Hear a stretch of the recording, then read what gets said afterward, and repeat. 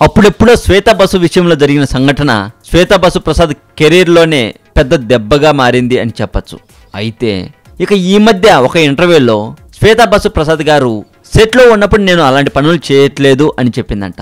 ఇంతకీ ఎలాంటి పనులు అనే కథ మీ సందేహం చెబుతాను. షూటింగ్లో ఉన్నప్పుడు సినిమాకే అంకితమవుతాను.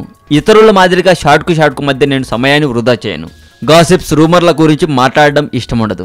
షూటింగ్లో సెల్ఫీలు దిగడం, వాటిని ఫేస్బుక్లో పోస్ట్ చేసి టైం వేస్ట్ చేయను. ఏదో ఉపయోగం ఉండే పనిపై దృష్టి పెడతాను. పుస్తక పఠనం లేదా నా ప్రాజెక్టులకు సంబంధించిన విషయాల గురించి ఆలోచిస్తాను అని శ్వేతా బసు చెప్పారట. చాలాసార్లు షూటింగ్లో నా సహచర నటులు ఏదో పిచ్చిపాటి వాగుతుంటారు, కానీ అలాంటి వారితో ఉన్నప్పుడు కూడా జీవితానికి పనికి వచ్చే విషయాలను చర్చిస్తాను నేను. అప్పుడే విలువైన కాలం సద్వినియోగం అవుతుంది అని శ్వేతా బసు గారు తెలిపారు అని సమాచారం. మరింత టాలీవుడ్ సమాచారం కోసం సబ్స్క్రైబ్ చేయండి టాలీవుడ్ సెంటర్.